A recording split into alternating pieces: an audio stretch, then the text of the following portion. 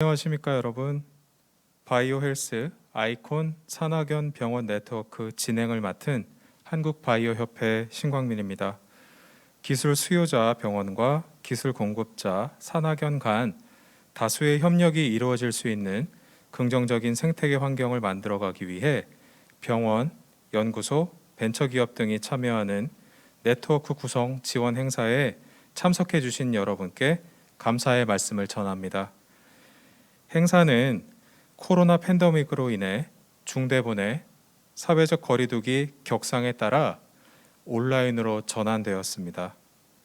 근본 행사는 기술 세미나 멘토링을 통해 스타트업과 병원의 협업 가능성을 확대하고 기술 수요자와 공급자의 네트워킹을 통해 수요 맞춤형 기술 공급을 지원하기 위해 기획되었습니다. 그럼 지금부터 바이오헬스 아이콘 산학연 병원 네트워크 행사를 시작하겠습니다. 네, 첫 순서로 한국바이오협회 이승규 부회장님께서 개회사를 해주시겠습니다.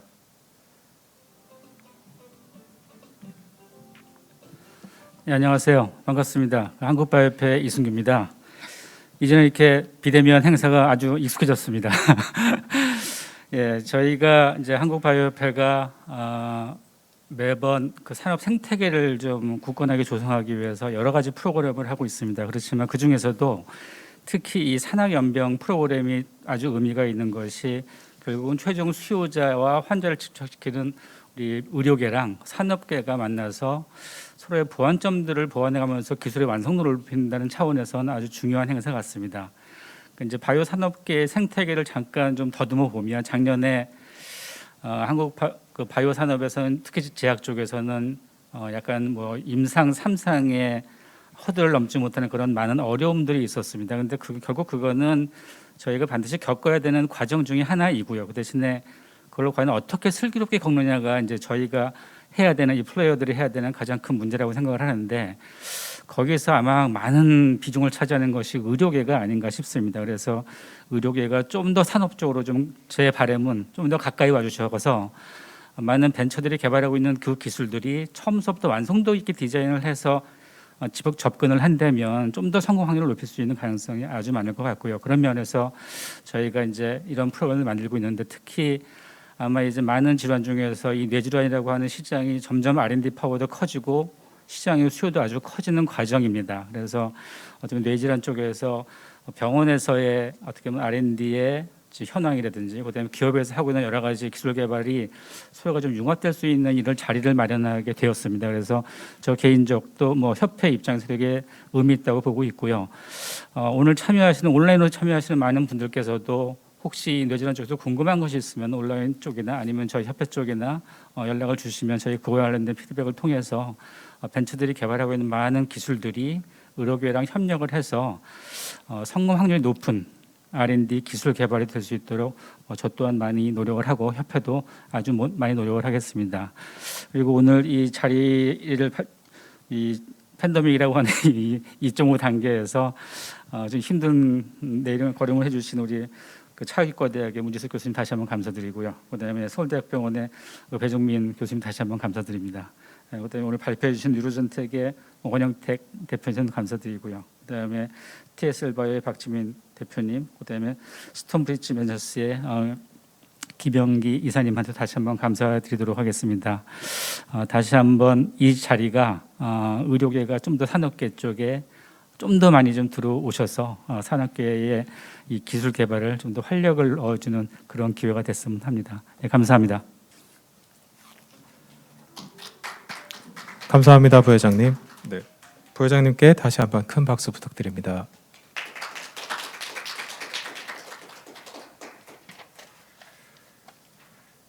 네, 다음으로 분당 서울대병원 배종빈 교수님께서 알츠하이머병 조기 진단의 필요성과 기대 효과에 대해서 발표해 주시겠습니다. 배종빈 교수님은 2010년 서울대 의학과를 졸업하고 2019년 디지털 헬스케어 산업발전 공로 과학기술정보통신부 장관 표창을 받으셨습니다. 네. 교수님 발표 부탁드리겠습니다. 네, 안녕하십니까. 소개받은 배종빈입니다. 저는 지금 현재 분당서울대학교 병원에서 주로 이제 치매 환자 그리고 노인 정신병 환자분들을 돌보고 이제 관련 연구를 진행을 하고 있습니다. 사실 이제 임상에서는 굉장히 어떻게 보면 이제 커다란 문제고 환자분 보호자분들의 이제 삶을 보면은 때로는 굉장히 슬플 때도 굉장히 감동적일 때도 있습니다. 그래서 이와 같은 임상 분야에 실제로 여러 가지 이제 기술과 지원이 필요한데 오늘 이렇게 이제 치매 그리고 알츠하이머병이라는 분야를 그리고 특히 이제 진단 관련된 분야를 이렇게 주제로 이런 행사를 열어주시고 그리고 초청해주신 그 협회에 감사를 드리도록 하겠습니다. 저는 알츠하이머병 조기 진단과 필요성 그리고 기대 효과에 대해서 짧게 말씀을 드리도록 하겠습니다. 네, 다시 시작하겠습니다. 다들 아시다시피 이제 치매 환자 수는 급격히 증가하고 있습니다. 2020년 현재 우리나라 치매 환자 수는 약 80만 명이고 이는 이제 급속히 증가해서 2050년에는 약 300만 명까지 이제 증가할 것으로 예상이 됩니다. 이와 같은 치매 환자 수의 증가는 어떻게 보면은 이제 이 대한민국의 큰 위기로서 이제 다가올 수가 있을 것 같습니다. 이를 어떻게 해결하고 어떻게 극복할지가 우리한테 중요한 문제이기도 한데 반면에 사실 이제 우리나라뿐 아니라 이제 다른 나라도 치매 환자 수가 급속히 증가하고 있습니다. 실제로 이제 뭐 유럽이나 미국은 이제 그 증가 추세가 이제 좀 속도가 느린 편이나 아시아, 남미 그리고 아프리카 여긴 중동은 수치도 나오지는 않고 있는데요. 이런 국가들은 이제 급속히 증가할 것으로 예상이 되고 있고 실제 이와 같은 국가들은 이제 치매 환자 수 증가에도 불구하고 현재는 사실 이제 치매라는 질환 자체가 큰 이슈가 아닙니다. 때문에 이제 우리나라가 어떻게 이를 극복하고 어떤 기술을 개발할지에 따라서 그와 같은 다양한 나라에 이제 어떻게 보면 그런 기술을 이제 수출하고 이를 통해서 이제 우리나라의 성장 동력으로 삼을 수 있다는 점에서 우리가 이 치매라는 문제를 어떻게 극복할지가 중요하다고 할 수가 있습니다. 오늘 저는 이제 두 가지에 대해서 좀 말씀을 드리고 싶습니다. 현재 치매 진단의 문제점. 첫째는 여전히 치매는 늦게서야 진단이 되고 있습니다. 두 번째, 치매가 생기기 전에 퇴행성 뇌질환을 진단하기는 매우 어렵다는 것입니다. 먼저 첫 번째 치매 진단 시점에 대해서 말씀을 드리도록 하겠습니다. 이제 본 연구는 이제 다양한 연구들을 이제 같이 모아가지고 과연 이제 지역 사회 그러니까 어떤 시설이나 어떤 뭐 요양 병원이 아닌 지역에서 이제 거주하는 노인들에서 치매가 있으나 치매 진단을 받지 못하시는 분들이 얼마나 되는지 확인을 해보았습니다. 23개의 연구를 이제 종합을 해서 보았더니 지역 사회에 거주하는 치매 환자 중에 62%가 치매 진단을 받지 못하고 있다고 합니다. 치매 진단을 받지 못하였기 때문에 적절한 치료나 적절한 관리를 받지 못하고 있는 실정입니다. 어떻게 보면 생각보다 이제 많은 숫자인데요. 이 이유를 이제 조금 살펴보도록 하겠습니다. 그러면은 치매를 빨리 진단하는 게 어떤 의미가 있냐? 뭐 천천히 진단하면 되지 않냐 생각할 수가 있는데 그 이유는 이제 치매라는 것이 인지 기능이 떨어지게 되는 거고 인지 기능의 저하는 우리 삶에 다양한 영향을 미치기 때문입니다. 먼저 이제 노인분들이 인지 기능이 떨어지시면은 친구들 모임을 가시질 못합니다. 거기까지 가려면은 그 모임 날짜를 기억을 해야 되고 가는 길을 생각을 해야 되고 그 장소까지 이제 안전하게 가셔야 되는데 그런 것들이 이제 떨어지시게 되고 양로원에 가시는 건 이제 재미가 없습니다. 왜냐하면 누군가를 만나는 것은 굉장한 인지 기능이 필요한데 이런 인지 기능이 떨어지게 되면은 서서히 이제 다른 사람들과 있는 것이 재미가 없어지고 그리고 약간 어떻게 보면 이제 따돌림을 당하시게 되고 그런 부분들이 영향이 있어서 인지 기능이 떨어지시면 어르신들이 사회 활동 같은 양 자체가 떨어지게 됩니다. 이와 같은 이제 결국 나가실 일이 없게 되면은 주로 이제 낮에 집에만 계시게 되고 낮에 주무시게 되고 밤에 못 주무시게 되는데요. 이런 수면 각성 주기도 변하게 됩니다. 다음으로 이제 여성분들 같은 경우에는 인지 기능이 떨어지면은 요리하시는 능력이 떨어지게 돼서 굉장히 식사가 단조로워지게 됩니다. 그래서 이제 집에 있는 뭐 김치라든지 밥이라든지 이런 것만 드시게 되다 보니까 식습관의 변화가 생기게 됩니다. 또한 이제 인지 기능은 우리가 이제 약을 잘 챙겨 먹고 약속된 병원 날짜를 찾아가고 자기의 증상을 잘 얘기해서 이런 건강을 관리를 잘 해야 되는데 인지 기능이 떨어지면 이제 약 챙겨 먹는 것도 이상이 생기게 되고 이를 포함해서 여러 가지 건강 관리가 이제 관리 능력이 떨어지시게 됩니다. 문제는 이와 같은 여러 영역의 변화가 또다시 이제 인지 기능을 떨어뜨리는 요소로 작용한다고 합니다. 그래서 치매 환자분들은 인지 기능이 떨어지시면은 그것만으로 끝나는 것이 아니라 인지 기능의 감소로 인해서 각 영역이 이제 이상이 생기고 그 영역의 이상이 결과적으로 인지 기능을 더 떨어뜨리게 되는 악순환의 고리를 밟게 된다는 것입니다. 그렇기 때문에 이제 치매 치료는 인지 기능을 높여주심으로써 이 어르신들이 기존에 있었던 친구들을 만나게 하고 기존과 같이 식사를 하게 하고 기존과 같이 활동을 하게 하고 기존과 같이 약을 잘 챙겨 드실 수 있도록 관리해주고 치료해주는 게 이제 중요하게 됩니다.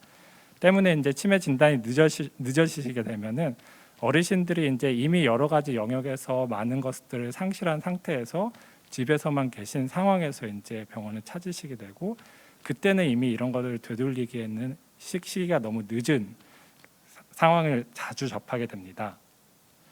그러면 이제 치매 진단에 대해서 말씀을 드리면은 뭐 다들 아실 수도 있고 이제 때로는 이제 많은 분들이 생소하실 수도 있는데 치매 진단은 이제 세 가지 부분이 있는지를 보게 됩니다. 첫 번째는 주관적 인지 저하입니다. 환자분 스스로 이제 내가 인지 기능이 떨어졌는지 혹은 보호자가 봤을 때 떨어졌는지 혹은 이제 의사가 봤을 때 이분은 떨어졌다. 이런 주관적인 판단에 의한 인지 저하를 보는 것이 첫 번째입니다. 두 번째는 이제 신경심리 검사라는 객관적 인지 도구를 통해서 실제로 이분들이 인지 기능이 떨어졌는지를 확인을 하게 됩니다. 주관적, 객관적 인지 저하가 있는 상황에서 환자분들이 이제 더 이상 혼자서 삶을 영위할 수 없는 상태, 누군가의 도움을 받아야지 삶을 유지할 수 있는 상태가 됐을 때 우리는 치매라고 진단을 하게 되고, 하지만 어떤 분들은 주관적, 객관적 인지 저하가 있지만 여전히 이제 혼자서 삶을 영위하는 데 문제가 없고 가능하시다. 그때는 우리가 경도 인지 장애라고 진단을 하게 됩니다. 그러면 왜 환자분들이 치매가 생겼음에도 불구하고 병원을 찾지 않는지 우리가 이제 살펴보면은 많은 분들이 이제 치매하면은 굉장히 중증의 치매 환자분들만 생각을 합니다. 아마 여기 계신 분들도 그리고 많은 분들이 이제 치매 환자 하면 딱 떠오르는 거는 누워서 가족도 못 알아보고 식사를 드리고 대소변도 처리해 줘야 되는 굉장히 중증의 치매 환자분들을 생각을 하시게 될 겁니다. 하지만 치매는 경도, 중등도, 중증 이렇게 세 가지로 구분이 되고 밑에 이제 비율을 보시면은 58.8%, 약 절반 이상의 치매 환자는 경도의 단계로서 이분들이 이제 최근의 기억 장애는 있지만 과거의 기억들은 온전히 잘 가지고 계시고 판단력도 괜찮으시고 여전히 어느 정도의 사회 활동은 하실 수 있고 집안일도 잘 하십니다. 그렇기 때문에 이제 겉으로 봤을 때 치매 환자 같지 않게 생각을 하죠. 왜냐하면 이제 본인들이 생각을 하는 많은 치매 환자들은 누워 있고 식사도 못 하셔야 되는데 이분들은 겉으로 봤을 때 멀쩡하고 말씀도 잘 나누시기 때문에 흔히들 보통 이제 경도의 치매 환자는 치매 환자가 아니라고 생각을 합니다. 이것은 비단 이제 환자 보호자뿐만 아니라 많은 의료진들도 사실 이제 경도의 치매 환자분들은 치매가 아니라고 생각을 해서 이런 치매 평가를 받는 시점이 늦어지는데 이제 좀 영향을 주고 있습니다.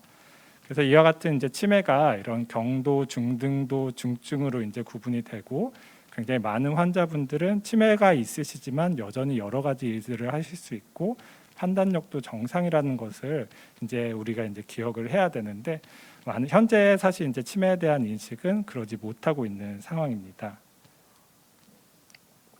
실제로 이제 병원을 방문해서 치매 평가를 받는 것은 이와 같은 이제 플로우로 이루어지게 됩니다. 병원에 오시게 되면은 의료진이 이제 면담을 하고 신체 검진을 하고 아까 말씀드린 객관적 인지 저하를 확인하기 위해서 신경심리 검사를 하게 됩니다. 여기까지 하면 이제 치매 진단이 이제 가능하게 되고 그 뒤에 이제 혈액 검사, 영상 검사 이런 여러 가지 검사들을 하는 거는 치매 진단을 위해서보다는 사실 이제 치매를 일으킨 원인을 확인하기 위해서 여러 가지 혈액 검사, 영상 검사를 하게 됩니다. 문제는 이런 치매 평가 과정 자체가 치매 환자분들한테는 때로는 굉장히 힘들고 불편하다는 겁니다. 병원을 가는 거, 병원 가서 여러 가지 검사를 하는 과정이 치매 환자분들이 힘들기 때문에 또한 문제는 또 이런 평가 자체가 이제 사실 비용이 많이 소모가 된다는 것입니다. 치매 평가를 받기 위해서 때로는 수십만 원, 수백만 원의 비용이 들기 때문에 이와 같은 이제 어떻게 보면 비용적인 측면도 치매 진단 시점이 늦어지는데 사실 기여를 하고 있습니다. 그래서 지금까지 말씀드린 거를 정리를 하자면은 결국 이제 우리나라뿐만 아니라 전 세계적으로 치매 진단이 이제 늦어지는 경우가 이제 굉장히 많고 실제 임상 현장에서는 굉장히 치매가 진행돼서야지 이제 오시는 경우가 많은데 여러 가지 이유가 있겠지만 첫 번째는 이제 이런 치매에 대한 개념 자체가 우리가 중증의 치매만 생각을 하다 보니까 이 정도면 뭐 정상적인 이제 노화 현상이다 생각을 하고 치매 평가를 받지 않는 경우가 이제 첫 번째입니다. 이는 비단 환자뿐만 아니라 보호자, 의료진도 마찬가지입니다. 환자분들 같은 경우에는 이제 치매가 이제 중증의 치매 환자분한 생각을 하기 때문에 약간의 인지 기능이 떨어진 것 자체는 본인은 치매가 절대 아니다 생각을 해서 혹은 이제 치매 자체에 대한 걱정이라든지 불안, 두려움 때문에 이런 평가를 거부하시는 경우들이 있습니다. 실제로 이제 보호자가 보기에는 명백히 이제 기억력이 떨어졌음에도 불구하고 환자분이 이제 강력히 거부를 하기 때문에 치매 평가를 받지 못하고 늦어지게 되는 경우들이 굉장히 많이 보게 됩니다. 세 번째는 이런 평가 자체가 굉장히 경제적으로 부담이 된다는 거. 네 번째는 실제로 이제 어떤 지역 같은 경우에는 이런 치매 평가가 가능하신 전문 의료진들이 이제 상주에 계시지 않기 때문에 이런 전문 평가라든지 치매 평가를 받기가 쉽지 않는 부분이 있습니다. 때문에 이와 같은 이런 임상 현장의 문제점을 극복할 수 있는 우리에게 이제 치매 진단 기술이 필요한 상황이고 현재 여러 가지 기술들이 이제 개발이 되고 있지만 어떻게 보면 이와 같은 부분을 각각 어떻게 극복할지에 대한 어떻게 보면 병원과 산업체의 함께하는 고민이 필요한 상황입니다. 두 번째 주제 말씀드리겠습니다. 두 번째는 치매 발병 전에 퇴행성 뇌질환을 진단하기가 어렵다는 것입니다. 예전에는 사실 이제 치매 환자분들만 병원을 왔습니다. 그런데 이제 요즘 들어서 보면은 실제로 평가를 하면은 치매 환자분은 한 3분의 1 그리고 한 3분의 2는 그냥 주관적 인지 저하 혹은 경도 인지 저하인 분들이 이제 대부분입니다. 이분들이 이제 그러면은 이와 같이 이제 경도 인지 장애나 주관적 인지 저하로 이제 평가를 받으시면은 가장 궁금해하시는 거는 그러면 나는 과연 치매가 되는 것인가요? 내가 치매가 될 가능성은 얼마나 되는가요? 결과적으로 이제 치매가 발병될 확률이 얼마인지 궁금해하십니다.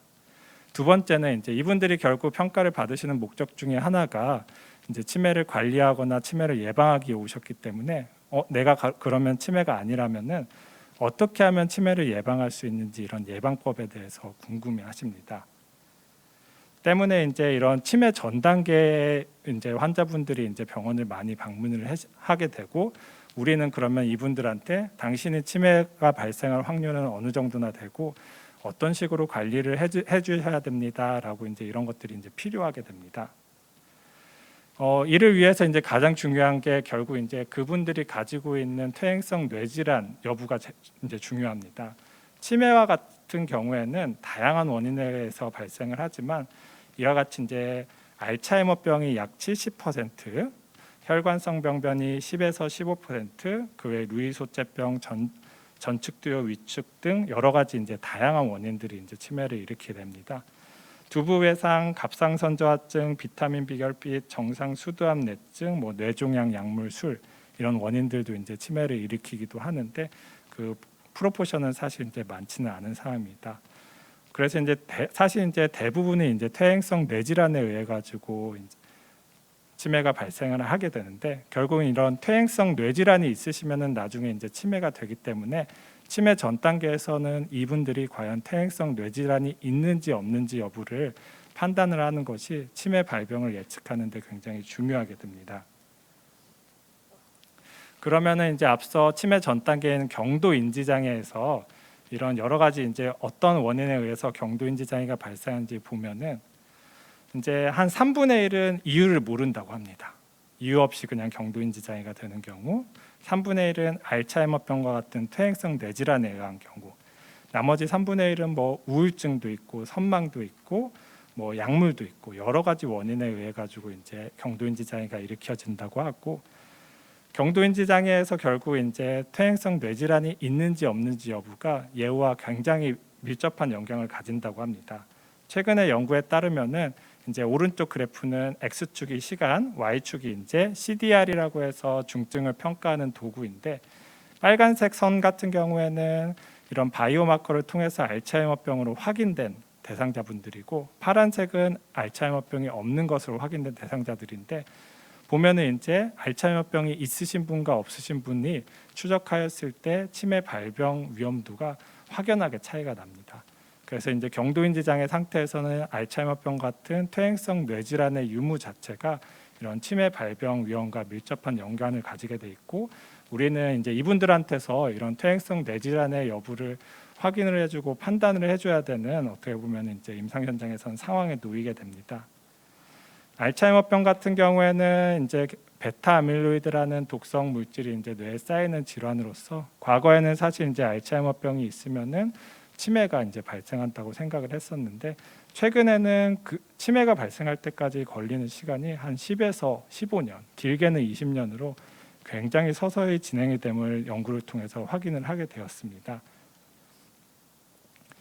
이와 같은 시간이 아주 길게 걸린다는 것은, 그러면 우리가 일찍 알면 알수록 이를 대비하고 준비하고 치료하고 예방할 수 있는 시간이 있다는 거기 때문에, 이런 알츠하이머병도 치매 전 단계에 발견을 하게 되면은 우리가 이제 어떻게 보면 고위험군으로 관리를 해서 여러 가지 예방법이나 치료법을 제공을 할 수 있다는 것을 의미를 하고, 그래서 최근 연구에서는 다양한 바이오마커들이 이제 제시가 되었습니다. 그래서 뇌척 수액을 뽑아서 이제 보는 검사법, 그리고 아밀로이드 펫이라고 해서 현재 임상에서는 가장 흔하게 사용하는 방법인데요. 이런 베타 아밀로이드에 달라붙을 수 있는 리간드를 우리 이제 환자분한테 주입을 해서, 그 리간드가 이제 베타 아밀로이드를 탐지를 하기 때문에 이런 리간드가 있는지 없는지를 보는 아밀로이드 펫 영상법이 현재 임상에서는 사용이 되고 있습니다. 문제는 이러한 도구들이 이제 정확하지만 너무 비싸다는 겁니다. 아밀로이드 펫 같은 경우에는 병원에 따라 차이가 나지만 보통 이제 100만 원이 넘어가고, 비싼 곳이 이제 150만 원, 외국 같은 경우에는 250만 원, 400만 원 정도 든다고 합니다. 그러니까 치매 전 단계 환자분들이 이제 나는 치매 발병이 궁금해요 하더라도 이런 아밀로이드 펫 검사를 하실 수 있는 분들은 이제 사실 굉장히 소수입니다. 때문에 이와 같은 이제 퇴행성 뇌질환을 감별할 수 있는 진단 기술이 이제 우리에게는 필요한데, 이런 기술이 너무 또 비싸서는 실제 이제 많은 환자분들이 이제 이런 이득을 볼 수가 없기 때문에, 어떻게 보면 손쉽고 그리고 이제 좀 저렴하게 할 수 있는 알츠하이머병 진단 기술이 이제 필요한 상황입니다. 최근에 이제 이런 알츠하이머병 치료제가 이제 많이 임상 시험을 거치고 있습니다.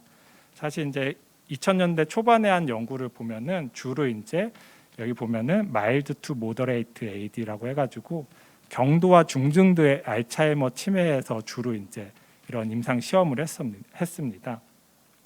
하지만 대부분의 이제 임상 시험이 이제 페일을 하면서 많은 연구자들이 이미 이제 뇌가 손상이 많이 진행된 치매 환자분들한테 이런 치료를 하는 것은 시기적으로 너무 늦다라는 결론에 이제 합의를 하게 되었고, 그래서 이제 최근에 이런 임상 시험의 연구들은 이런 중등도 이상의 치매 환자가 아니라 경도의 치매 환자, 그리고 때로는 증상이 아직 발생도 하지 않는 프로드로말 이제 증상이 없으신 알츠하이머병 환자들을 대상으로 하는 이런 치매 임상 치료제들이 이제 계속 개발이 되고 있습니다. 만약에 이런 임상 시험 약들이 이제 개발을 성공을 한다고 하면은 이러한 약제를 사용할 수 있는 분들도 이제 치매 환자분들이 아니라 치매 전 단계에 있는 알츠하이머병 환자분들이 되기 때문에, 어떻게 보면 만약에 이런 기술이 이제 도입이 된다고 하면은 우리가 치매 전 단계에서 이런 퇴행성 뇌질환을 진단하는 것이 더더욱 중요해질 것으로 생각이 됩니다. 네, 그래서 저는 지금까지 이제 짧게 저희 두 가지 대해서 이제 말씀을 드렸고요. 현재 임상 현장에서는 치매를 적합한 시기에 이제 판단할 수 있는 치매 진단 기술이 필요하고, 또한 치매 환자뿐 아니라 치매 전 단계에 있는 경도인지 환자분들에서 이런 퇴행성 뇌질환을 진단할 수 있는 기술이 꼭 어떻게 보면 개발이 됐으면 좋겠다 하는 말씀을 드리고 싶습니다. 경청해 주셔서 감사합니다.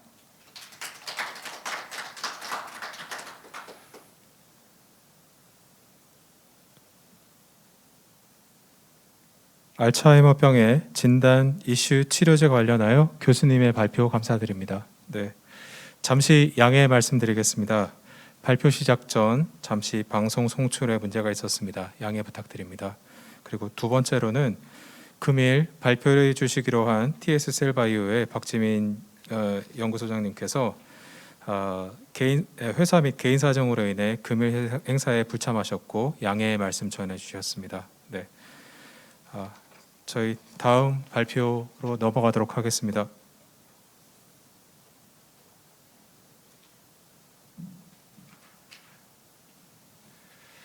네, 다음은 차의과대학교 문지숙 교수님께서 치매 조기 진단 기술에 대해서 발표해 주시겠습니다. 문지숙 교수님은 2006년 미국 코넬 대학교에서 뉴로사이언스로 박사학위를 받으시고 현재 차의과대학 바이오공학과 교수로 재직하고 계십니다. 교수님 발표 부탁드립니다. 네, 소개 감사합니다. 저는 차의과학대학교에서 근무하고 있고 바이오공학과 문지숙 교수입니다.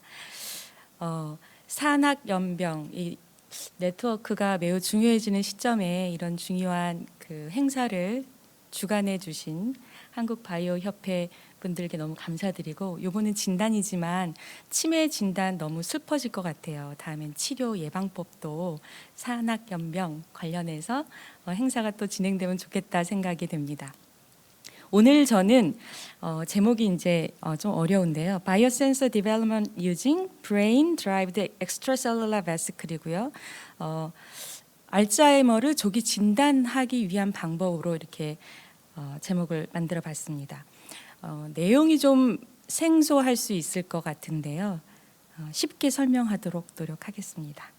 기억하실 거는 브레인에서 온 EV, 엑소좀이라고도 불리는데, 브레인에서 직접 온 그 베시클, 소포체를 이용해서 조기 진단을 해보자. 그것만 기억하시면 됩니다. 그래서 제가 발표 내내 Brain Derived EB 그 얘기를 계속 할 겁니다. 그러면 이제 질문이 그걸 어떻게 잡아가 이제 퀘스처닝이 있으실 거고, 그거를 어떻게 잡는지에 대해서 발표를 살짝 드리도록 하겠습니다. 바로 전에 배정빈 교수님께서 너무 훌륭한 인트로덕션을 해주셔서 저는 한결 앞부분을 안 해도 돼가지고 마음이 가볍습니다.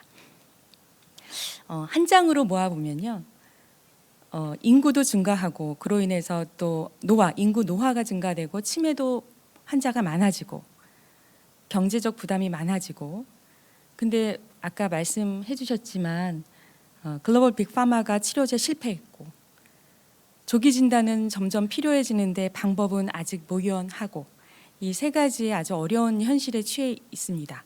치매는. 그런데 또 기회일 수 있다는 생각이 드는 게, 이런 어려운 환경에 뭐라도 개발하면 국가적으로 원천 특허 보유가 되기 때문에 열심히 더 노력해서 개발하면 좋겠다라는 생각이 들고, 특히 이제는 개인 연구자, 개인 개발자 혹은 의사 선생님, 개인 회사 안 될 것 같고, 이렇게 연합이 매우 중요해지는 시점인 것 같습니다. 아까도 이 그림 보여주셨는데, 인지 기능이 저하되는 걸 알고부터 나 치매 걸렸나 그런 생각이 들기 시작하죠. 그래서 많은 개발자나 회사나 연구자들이나 에밀로이드 베이라, A베이라를 굉장히 많이 이제 그것만 가지고 그 마커를 위주로 해서 뭔가 진단을 해보려고 노력을 했죠. 왜냐하면 이 그림에서 보면은 맨 앞에 있는 이 검정색이 그 인지 기능이 떨어지기 전에 벌써 마커가 올라가거든요. 그래서 많은 회사들이나 개발자들이 A베이라만 잡으면 조기 진단이 가능할까? 엄청나게 지금 개발하고 있습니다, 현재도. 근데 저희 관점은 좀 다른 게, A베이라를 블러드에서 잡는다고 해도 그거는 브레인에서 왔다는 보장은 없어요. 왜냐하면 A베이라는 브레인에서뿐만 아니라 카시노마, 암이 생기거나 렁, 그리고 시네센스, 에이징, 그렇게 여러 다른 원인에 의해서도 A베이라가 블러드에 많이 축적되기 때문에 블러드에서 A베이라를 측정한다고 해도 그게 뇌에서 왔다는 보장이 없다. 즉 non-brain specific하다. 그래서 저희 첫 번째 숙제는 brain specific하게 어떻게 잡아낼 수 있을까? 아까 말씀드린 것처럼 브레인에서만 온 거를 잡아보자가 첫 번째 숙제가 되겠습니다.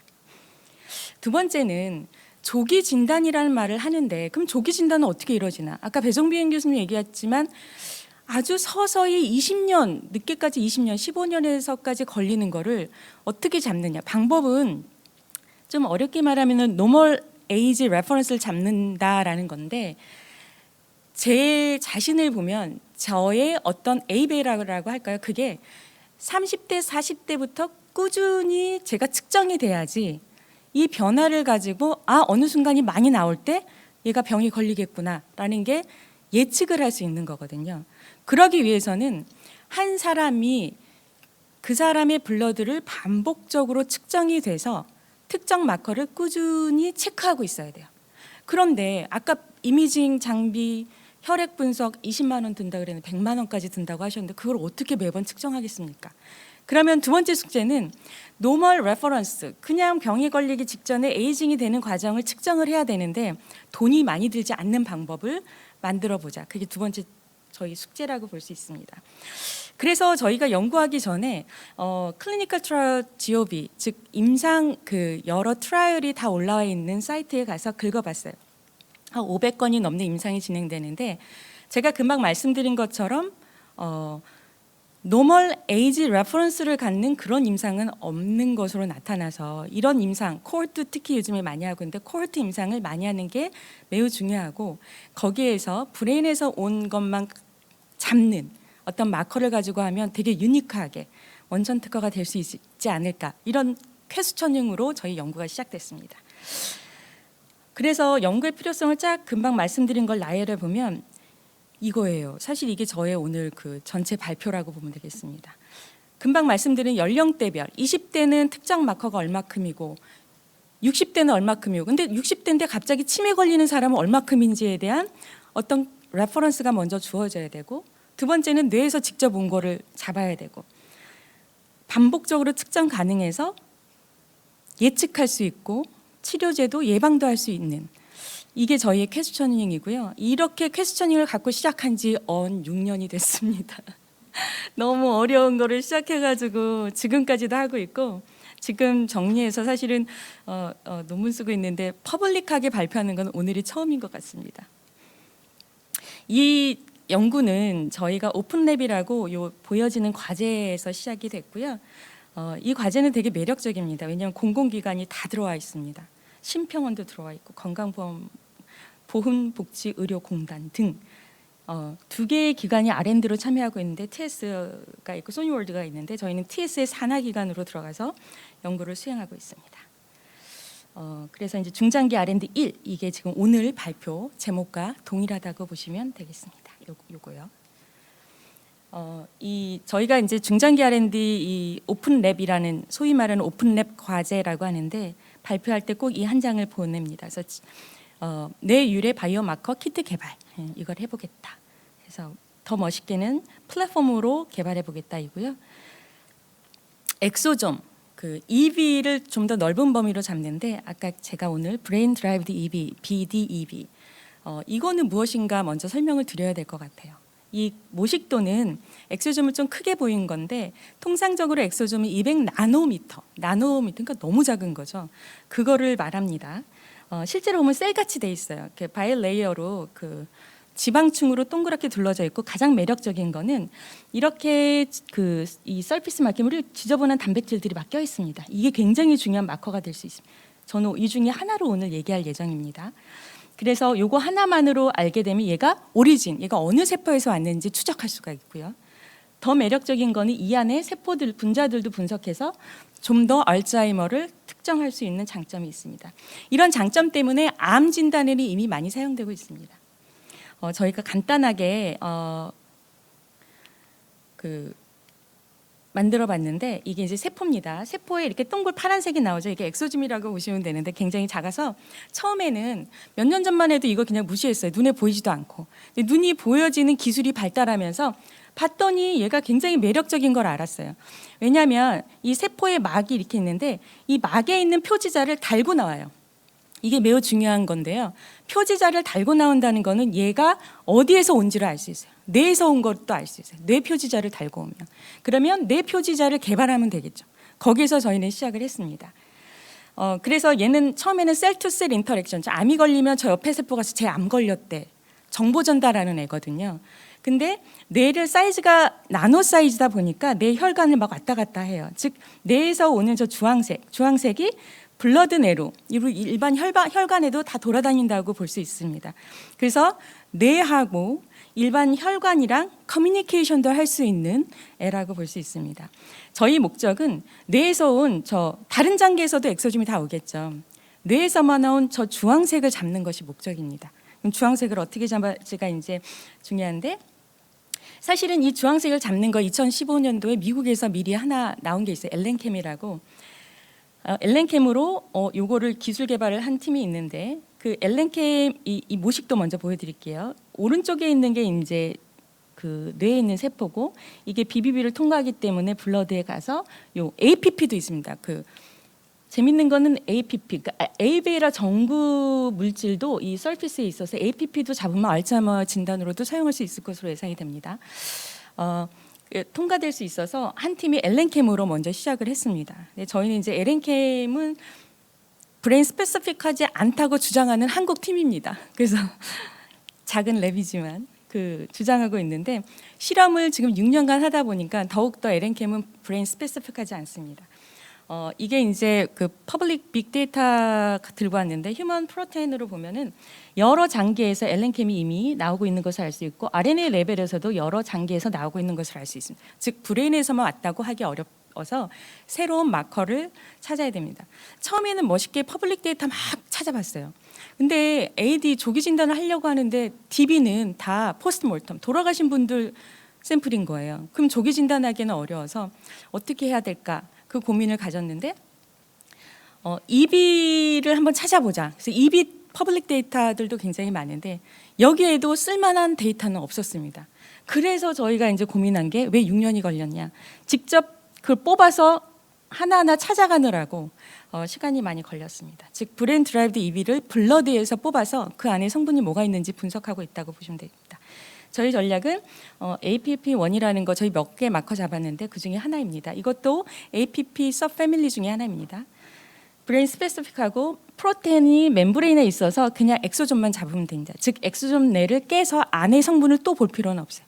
키트를 만들 때는 이 단순한 게 되게 중요하더라고요. 저희가 뒤에 키트 좀 설명드릴 텐데 처음에 복잡한 거 하다가 점점 단순하게 바뀌었습니다. 즉 이 멤브레인 프로테인 하나만 잡는 걸로 목적을 지금은 하고 있고요.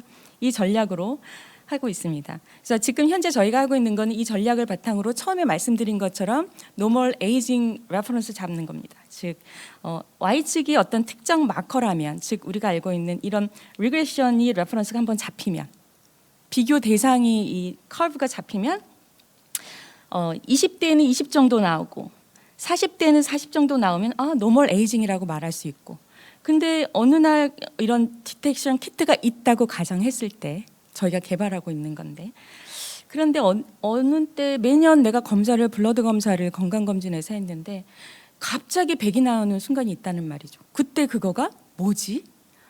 그거는 이 검사는 뭐만 할 거냐면 죄송합니다. 요 마커 저희가 많은 기존의 A 베이라 플러스 알파를 가지고 진단을 했을 때 이게 나오면 치매다라고 말하고 싶은 거죠. 그러면 이분은 거그니션, 그 아까 말씀하신 인지 기능이 좀 정상으로 보여도 이런 마커에 의해서 뭔가 진행되고 있다라고 말할 수 있는, 즉 조기 진단을 예측할 수 있는 게 되지 않을까. 이게 지금 열심히 저희가 임상 노멀 에이징 나이대별로 해서 지금 모으고 있습니다. 저희가 그래서 임상을 여러 각도로 저희가 할 수 있는 한 최대로 하고 있습니다. 전 최근에 블러드 있다고 하시는 분들은 너무 좋아요. 제가 옛날에 쥐 실험 많이 할 때는 다양한 쥐 들고 있다는 그 연구자분들 있으면 막 좋아하고 존경하고 막 그랬는데, 요즘엔 블러드를 많이 소유하고 있다 그러면 되게 부럽고 그렇습니다. 그래서 임상을 해서 직접 하고 있고, 두 번째 숙제는 계속 BD-EB를 어떻게 퓨리티하게 뽑아낼 수 있느냐. 이제 기존 방법은 이제 요거를 이 마커를 걸어가지고 이렇게 뽑아야 돼요. 두 번 다운을 시켜야 되는데 어렵습니다. 그리고 효율적이지도 않습니다. 다양한 방법으로 EB를 추출하는 방법을 계속 실험을 했고요. 결론적으로는 저희가 지금 하버드 그 메디컬 스쿨에 계신 닥터 하코 리 하코 교수님하고 하고 있는데 플루이딕으로 해서 그 솔팅하는 거 먼저 했고요. 솔팅한 후에 이 기술적인 건 제가 전문이 아니라 솔팅한 것이 정말 브레인 드라이브드 EB인지 여러 방법으로 테스트하고 있습니다. 실제로 환자 걸 가지고 한번 해봤는데요. 노멀 에이징보다 APLP 파지티브가 저희가 지금 개발하고 있는 마커 중에 하나고요. CD63은 EB 마커입니다. 코 레이블링이 된다는 것은 브레인에서 온 EB라고 볼 수 있습니다. 즉 여기서 보이는 노란색이 브레인에서 온 건데 기본적으로 나이가 많거나 환자분은 블러드 내 엑소진이 많아져요. 기본적으로 많아지고 APLP 파지티브도 많아져요. 그래서 굉장히 가능성을 보이는 휴먼 데이터라고 볼 수 있고요. 지금 계속 반복해서 N수 늘려서 실험하고 있습니다. 그리고 이제 이게 솔팅이 가능해졌기 때문에 저희 두 번째 목적은 이 안에 있는 분자 레벨들을 시퀀싱, 스몰식이죠. 마이크로 RNA 시퀀싱이라든지 메타볼로믹스 등 통 데이터를 만들어서 빅데이터를 구축하려고 하고 있습니다. 그러면 좀 더 정확한 분자 레벨의 예측이 가능하지 않을까 해서 처음에는 서피스 마커만 하고 있지만 이제 몰레큘러 레벨도 하고 있습니다. 목적은 이 마이크로 RNA부터 메타볼라이트까지 아우르는 오믹스 데이터를 모아서 통합 분석하고 이거를 계속해서 딥러닝을 하면 예측이 더 정확해지지 않을까. 이럴 경우는 일본 데이터 같은 경우는 100개의 샘플만 있어도 충분히 예측을 90몇 %까지 하더라고요. 분자 데이터가 들어가면 정확도와 센서티비티, 스페시피시티가 훨씬 높아지는 것을 알 수 있습니다. N수가 작아도. 그리고 나서 이제 저희가 심평원이랑 같이 하고 있어서 퍼블릭 데이터도 한번 통합해 보자. 근데 그건 기술적으로 지금 어려워서 도움을 좀 받아야 되는데 통합을 해서 퍼블릭 데이터가 하고 우리 데이터하고 합쳐서도 더 예측을 해보자. 그것도 하고 있습니다. 그래서 지금 이거는 저희 심평원이랑 같이 하고 있는 모시던데요. 단점은 심평원의 데이터와 저희 혈액 데이터는 또 동일 인물이 아니기 때문에 통합이 좀 어려워서 통합되는 데이터가 있으면 더 좋을 것 같습니다. 이거는 저희가 그 치매하기 전에 노화 먼저 했거든요. 이 노멀 에이징에서 CMS라고 먼저 개발한 게 있는데 논문 냈습니다. 하버드 교수님과 같이 냈고요. CMS라고 해서 여기에 이렇게 비드 붙여가지고 잡는 방법. 엘라이자보다는 한 200배 더 좋은 건데 이거 키트화 시키려니까 이게 이제 그 전화기로 보면 3분의 1 사이즈인데 공용으로 이렇게 범용으로 싸게 하기에는 좀 기술적으로 좀 더 플라스틱을 넣고 뭐 그래야 된다고 해서 개발하고 있습니다. 여기 논문에 냈고요. 이름은 CMS라고 해서 Comparative Magneto Electrochemical Sensor인데 Electrochemical Sensor는 상용화하기는 좀 시간이 걸려서 좀 쉬운 방법을 찾고 있습니다. 첫 번째는 이것만 계속 노력을 하다가 기술 이전을 TS에 했고요. 이걸 바탕으로 첫 번째 키트는 CMS를 바탕으로 했는데 이 장점이 경제적인 면도 어느 정도 있고 되게 소량만 있어도 되고 1시간 내에 결과가 나온다는 장점이 있습니다. 그럼에도 불구하고 대량이 좀 어려워서 저희가 두 번째 키트로는 좀 더 쉬운 걸로 해보자. 그래서 이게 더 어렵습니다. 멀티바이오 마커를 잡는 거라 이거는 첫 번째보다 더 어려운 방법인데 마이크로 RNA부터 프로테인까지 잡아보자. 저희가 그 아까 엑소좀 안에 있는 거 깨서 그 성분하고 같이 봐야 돼서 그래서 이제 이건 하버드 교수님이 가지고 있는 툴인데요. 이분도 이제 RNA만 보거나 프로테인만 보거나 했는데 두 개를 합치는 게 좀 어려워서 지금 연구 단계에서 하고 있습니다. 세 번째는 그래서 결국 제일 쉬운 방법으로 한번 해보자. 우리가 단백질만 잡으면 되니까. 그래서 많이들 쓰고 있는 뭐 다이아베티스 당뇨나 임신 진단 키트에 쓰고 있는 LFA 방법으로 지금 구현을 하고 있습니다. 왜냐하면 과제에서 또 빨리 구현하라 그래가지고 우회해서 쉬운 방법. 보통은 회사는 쉬운 거 먼저 하고 점점 어렵게 개발하는데 저희는 반대로 어려운 거 시작해서 시간이 걸리니까 쉬운 방법으로 하는 걸로 역행하고 있습니다. 이런 방법으로 하고 있고요. 저희 스트래티지는 결국 그 많은 데이터를 모아서 이거 바이오마커 디텍션해서 예측하는 키트. 그래서 좀 더 싸고 반복적으로 측정할 수 있는 방법. 그거를 개발하고 있다고 보면 되겠습니다. 이게 저희 궁극적인 목표일 것 같아요. 저희 궁극적인 목표는 올해 네이처 메디슨에 논문이 나왔는데 여기는 한 600명 정도를 온갖 데이터, 그 제가 말한 프로티오믹스, 시퀀싱 데이터 다 모아서 예측을 하는 거를 논문을 냈더라고요. 이게 소위 말하는 프레시든, 분자를 가지고 진단하겠다는 거죠. 프레시든 메디슨인데 여긴 브레인은 빠져 있습니다. 그게 왜냐하면 브레인만 나오는 걸 찾을 수가 없으니까. 저는 이 브레인을 이걸로 하고 싶었는데 다른 이런 블러드에서 다른 걸로는 벌써 했고, 이게 더 매력은 뭐냐면 이게 이제 되면은 요런 나의 면역이나 이런 게 쫙 나오게 되겠죠. 더 매력적인 거는 이 데이터에서는 한 사람이 몇 번 와서 반복해서 측정을 해본 거예요. 그랬더니 personalized 예측 가능한 데이터가 나오더라.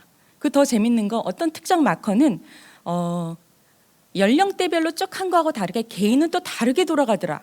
그런 것도 논문에 나와서 한번 꼭 읽어보시면 좋을 것 같아요. 재밌더라고요. 그래서 저희 목적이 데이터가 축적되면 결국 personalized detection도 되고 그거에 맞는 예방법도 구사할 수 있기 때문에 이게 궁극적인 목적이라고 볼 수 있습니다. 그래서 브레인 특화된 precision and personal medicine이 목적이라고 볼 수 있겠습니다. 저희 하버드하고 University of Nebraska Medical Center하고 같이 MOU 맺고 공동 work하고 있고요. 저 MD 분들께 너무 감사드립니다. 없었으면 이 블러드가 제일 소중한데 없었으면 안 됐을 것 같고, 그리고 지금 이 과제는 같이 하고 있어서 같이 적었고 연구비로 주로 진행되고 있습니다. 감사합니다.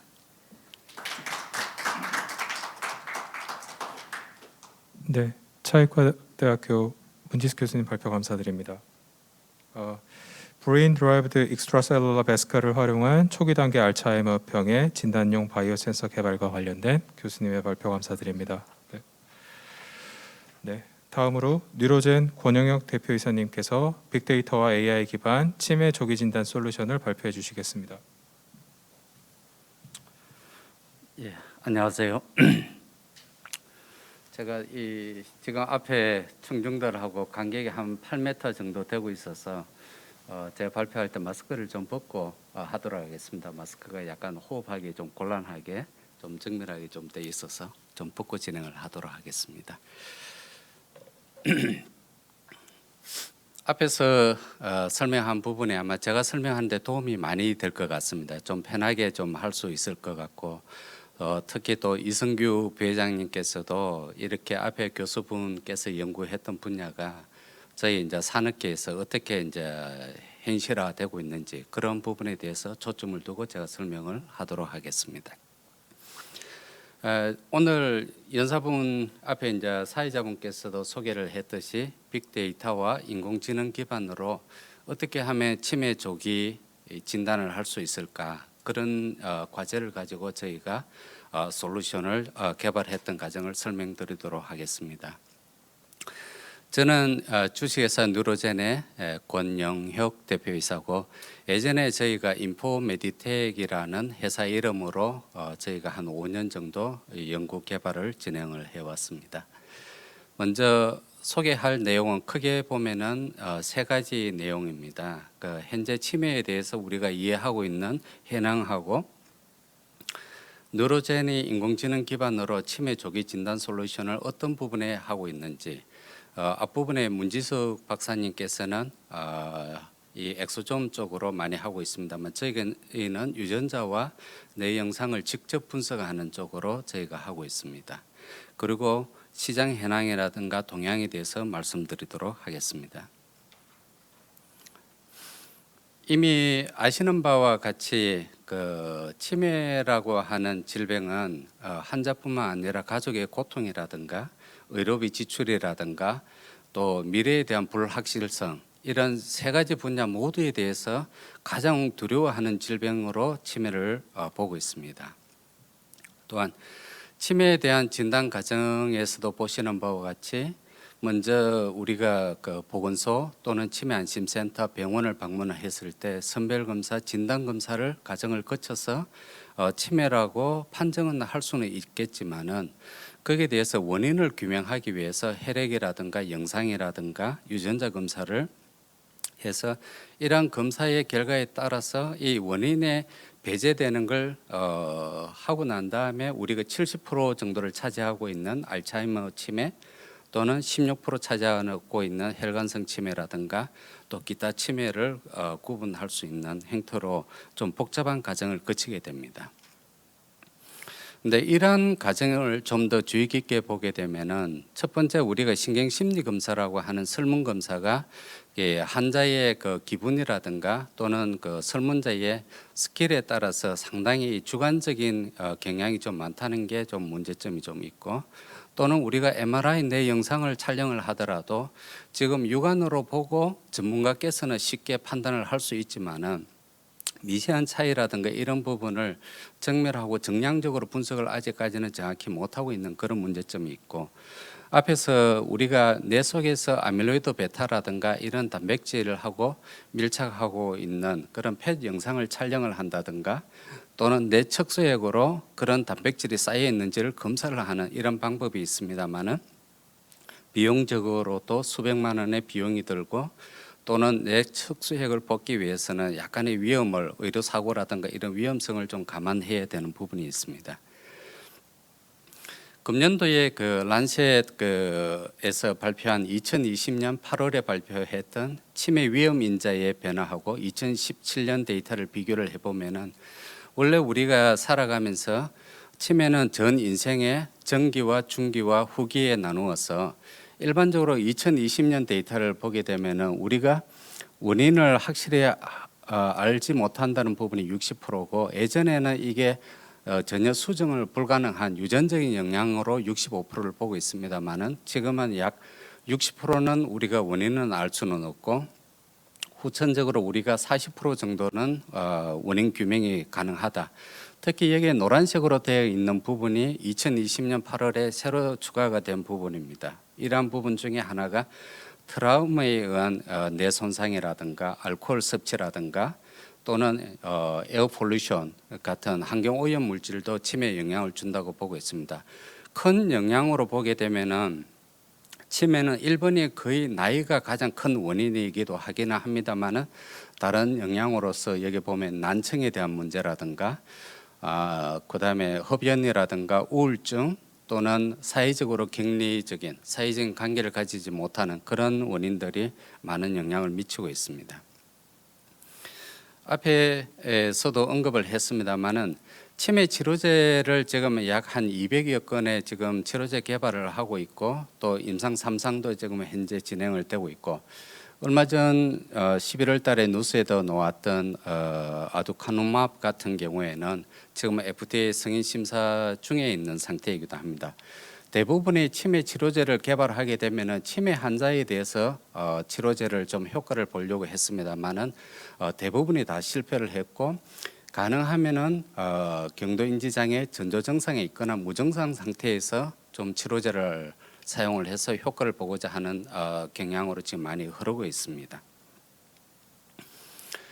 실제 치매는 앞에서 이제 언급했듯이 치매 단계에서 우리가 진단하는 것이 지금은 치료라든가 이게 비가역적으로 원상 회복이라고 하는 것은 거의 불가능합니다. 그래서 경도 인지 장애라든가 배 교수님께서도 앞에서 배 교수님께서도 언급을 했듯이 약 10년에서 20년의 이 잠복기라고 할 수 있는 무증상 단계가 있습니다. 이러한 15년의 무증상 단계에서 우리가 경도인지 장애 내지는 무증상 단계에서 우리가 진단을 하고 치료를 하거나 또는 인지 중재를 하거나 재활 훈련 이런 인지 훈련을 할 수 있다면 큰 효과를 볼 수 있다고 지금은 보고 있습니다.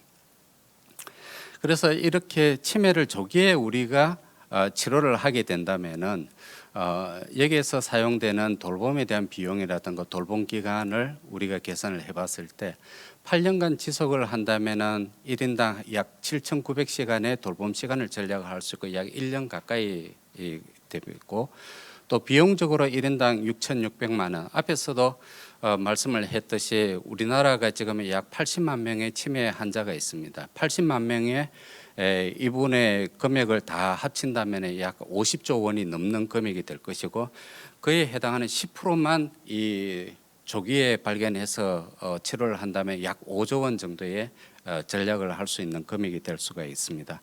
실제 또 우리가 요양원의 입소율도 55% 감소하는 이 경제적이고 시간적인 비용을 절감할 수 있는 부분이 되겠습니다. 그래서 저희가 좀 더 이렇게 치매 유발 인자에 대해서 좀 더 어떻게 하면은 조기에 진단하고 발견해서 조기에 치료제라든가 조기에 인지 훈련을 할 수 있도록 하는 방법을 검토를 했고, 저희가 집중적으로 하고 있는 부분이 유전자 검사 쪽하고 뇌 영상에 대해서 전반적으로 태아 과정과 달리 빠르게 변화되는 과정을 한번 찾아보자고 해서 이 두 가지 분야에 대해서 집중적으로 연구 개발을 하고 있습니다. 실제 유전자는 지금 여기 그림에도 나오고 있습니다만은 치매 유발 유전자의 아포이라는 유전자가 영향도가 가장 큰 팩터이기도 합니다.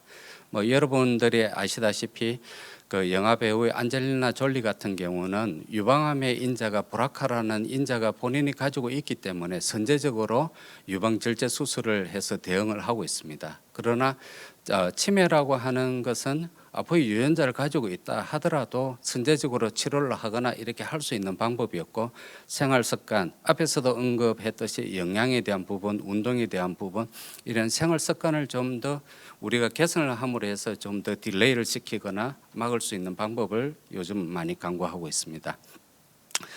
저희가 가장 크게 본 건 한국인과 동양인의 치매에 대해서 왜 취약을 한가 하는 것입니다. 뒷부분에도 나오고 있습니다만 전 세계 치매 환자 중에서 아시아의 포션이 50%를 차지하고 있습니다. 그만큼 동양인의 치매에 대해서 왜 이렇게 취약할까 해서 저희가 연구를 해봤고, 이 그림에도 나와 있듯이 이 유전자와 치매 발병의 상관관계를 보면 아프리카나 서양인에 대비해서 아시아인의 정말로 이게 치매 유병률이 이렇게 많은 것을 저희가 연구를 했고, 그러한 부분에 있어서 기존에 이제 아포이 유전자 검사하는 부분에 이 스닙을 두 개만 보던 부분을 앞서서 프로모터 영역에서 저희가 T 유전자와 G 유전자의 차이점을 발견을 했습니다. 그래서 한국인은 특히 이런 유전자의 아포이 유전자 검사뿐만 아니라 이 프로모터 영역에 있는 부분에 대해서 치매에 대해서 발병률이 서양인이나 한국인, 일본인이 대비해서 약 한 2년 정도 이상 빨리 조기에 발병을 하더라 하는 거 하고, 또 이런 T 유전자를 프로모터에 가지고 있다면은 G 유전자에 대비해서 약 2.5배 이상의 발병률이 더 높다는 것을 발견을 했습니다. 그래서 이러한 부분을 가지고 저희가 국내에 특허 등록이 되어 있고 글로벌 5개국에 지금 특허 출원 진행 중에 있습니다. 현재 저희가 이제 아포이 유전자 검사를 해서 기존에는 이런 아포이 유전자의 가장 위험한 군으로 분류가 되는 게 E4, E4 군입니다. E4, E4 군이 가장 위험하고, 아마 일반적으로 치매 위험 인자 중에 E4, E4 또는 E4 하나만 가지고 있는 사람이 약 20% 정도를 차지하고 있습니다. 이러한 분들이 좀 더 생활 습관이라든가 영양이라든가 음식에 대한 부분도 또는 운동에 대한 부분도 주의해야 될 부분이고, 그러한 부분을 저희가 21개의 21개 위험군으로 좀 더 정밀하고 좀 정확하게 분류를 해서 저희가 지금 유전자 검사를 진행을 하고 있습니다. 그다음 저희가 유전자 검사뿐만 아니라 또 뇌 영상에 대한 부분입니다. 이 MRI 뇌 영상을 촬영을 하고 나서 육안으로 검사하는 것을 넘어서서 좀 더 정확하고 정밀하게 검사를 할 수 있는 저희가 분석 솔루션을 개발을 했습니다. 그래서 이러한 분석 솔루션은 뇌 부위를 단지 전체적으로 이상이 있다가 아니라 해마라든가 이런 부분의 뇌 영역을 약 116개를 저희가 정밀하게 분석을 하고, 또는 분석하는 단위 자체가 우리가 뇌 신경세포 자체는 뇌의 티슈에서 가장 바깥 부분에 모여 있습니다. 그 신경 조직에 얼마나 태화가 되느냐, 그런 관점 때문에 저희가 전체적인 뇌 부위별로 부피뿐만 아니라 두께까지도 1mm 단위까지 이제 측정을 하고 있습니다. 또한 이러한 데이터는 저희가 빅데이터 기반인 코호트 베이스로 해서 비교 관찰, 일반적인 노화 과정, 태아 과정과 대비해서 저희가 결과를 보여주고 있고, 자체적으로 인공지능 학습 기법을 통해서 저희가 이 부분을 분석을 하고 있습니다. 실제로 이 그림에서 보시는 바와 같이 저희 결과 리포트입니다. 세 가지 그림의 결과 리포트를 보여주고 있는데 가장 위에 있는 부분이 정상인이고 두 번째가 경도인지장애 치매 환자입니다. 저희가 116개를 내 영역을 분석해서 실제로 표기를 해주는 부분은 80개 영역을 표기를 해주고 또 치매에 대해서는 10개 영역을 집중적으로 보라고 가이드를 주고 있습니다. 그래서 주의를 해야 되는 이 빨간색의 부분 자체가 한두 개 정도는 정상인도 좀 가지고 있는 상태고 그다음에 두 번째 경도인지 장애는 대부분의 한 4개 이상의 주의 영역에 나타날 경우가 대부분 경도인지 장애가 나타납니다. 그리고 치매 환자인 경우에는 월등히 이러한 부위 자체가 많이 나타나고 있습니다.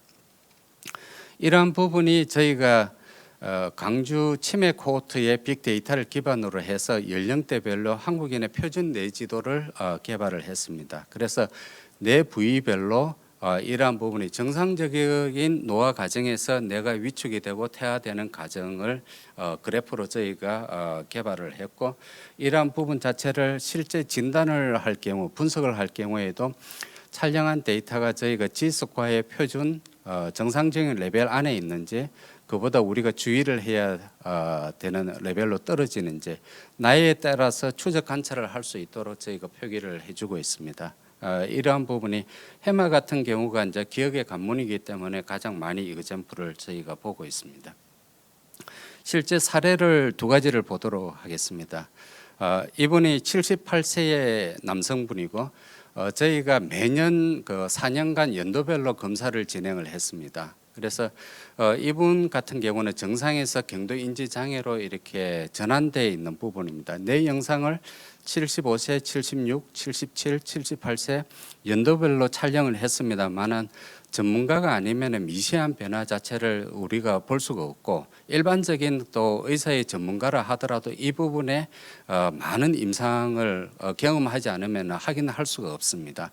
근데 이분의 이제 스코어를 보게 되면은 일반적인 간단한 신경 심리 스코어로 보면은 30점 만점에 약 28점에서 27점, 25점, 24점 그렇게 큰 변화 없이 이렇게 전개가 되어 있었고 우리가 CDR 스코어라도 0점의 정상에서 경도 인지 장애인 0.5 정도를 세 번째, 네 번째 발견을 했습니다. 그런데 누로아이의 해마 부위의 부피라든가 또는 뇌후각 피질, 뇌후각 피질 같은 경우 후각이라든가 우리가 공간에 대한 인식을 하는 부위입니다. 이 부분을 저희가 측정을 해봤을 때 각 4번의 기회에 대해서 저희가 정밀하게 변화되는 과정을 이렇게 수치화해서 볼 수가 있었습니다. 두 번째 사례 케이스입니다.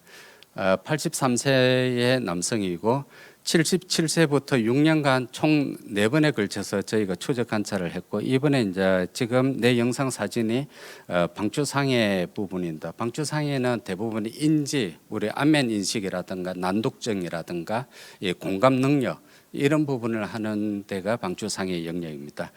77세 때 초기하고 83세 경도인지 장애 때와 치매 때의 저희 변화를 보더라도 일반인이 봐서는 거의 이해하기 힘들 정도의 경미한 변화입니다. 그러나 저희가 뉴로아이로 측정을 했을 때 이렇게 변화되는 과정과 실제로 방추상해의 두께를 저희가 측정을 했을 때 초기에는 정상 범주 안에 있더라도 계속해서 정상 범주 밖으로 벗어나고 있는 걸 저희가 관찰할 수 있었습니다. 이분의 같은 경우는 초기에 저희가 주의할 영역으로서 저희가 레코멘드하는 그 네 부위 중에서 한 개 영역이 77세 때 발견이 되었고 79, 82세, 83세로 가면서 주의 영역 자체가 많아지고 있는 걸 볼 수가 있었습니다. 특히 저희가 추천하고 있는 그 10개의 주의 깊게 봐야 되는 영역 중에 7개 영역이 상당히 주의 영역으로 이미 다 변화되어 있는 과정을 정밀하게 볼 수 있었습니다. 저희가 이러한 과정을 하게 되는 것은 자체적으로 이제 인공지능 학습 시스템을 보유를 하고 있습니다. 일반적으로 우리가 이제 치매를 조기에 진단을 하면은 내 영상을 보고 치매다 경도인지 장애다, 정상이다 이렇게 구분을 할 수는 있습니다. 그렇지만 치매라고 진단을 해서 좋은 효과나 예방이라든가 이런 방법이 전혀 없기 때문에 그렇게 해서는 도저히 안 된다는 생각을 가지고 좀 더 정밀하게 이제 이런 뇌 구조의 변화를 이제 보게 되었고, 학습하는 방법 자체에 있어도 내 영상을 보고 이 사람을 세 개의 뭐 치매, 경도인지 장애, 정상 이렇게 구분하는 것은 큰 의미가 없고, 단지 각각의 116개 ROI별로 학습을 별도로 다 진행을 했습니다. 시간이 많이 소요되더라도 저희는 좀 더 정밀하게 볼 수 있고, 또 부피뿐만 아니라 두께까지도 다 검토를 하기 위해서 저희가 116개를 다 ROI를 별로 학습을 해서 저희가 사용하는 목적이나 용도에 따라서 분리해서 활용을 하고 있습니다. 실제로 이러한 데이터를 단지 이런 기술만 가지고 있어서는 또 되지 않는 부분입니다. 그래서 현재 강주 치매 코호트 연구단이 보유하고 있는 데이터가 약 한 15,000명 정도의 데이터를 보유하고 있고, 일반적으로 이제 병원 같은 경우는 주관적인 인지장애라든가 경도인지장애, 치매 증세가 있는 분이 병원을 찾아오기도 하지만은 이 코호트 내에서는 정상인 데이터와 또는 정상인 중에서도 무증상으로 이미 뇌가 좀 손상이 되어 있는 그런 부분, 그다음 경도 인지장애, 치매 환자 이렇게 약간 분포도가 다양하게 있기 때문에 전체적으로 이런 부분에 있어서 저희가 추적 관찰을 계속하고 있고, 이러한 데이터는 단지 의사 선생님이 심리 검사라든가 또는 경도 인지 장애다, 치매다 이런 진단 결과만을 가지고 학습을 하고 있지는 않고, 여기에 나타나고 있는 신경심리 검사라든가 혈액이라든가 유전체라든가 또는 MRI도 구조 MRI와 펑셔널 MRI, 뇌척수의 펫 영상 촬영 이런 다양한 멀티모달 데이터를 가지고 다각도로 저희가 인공지능 학습으로 계속해서 고도화를 하고 있습니다.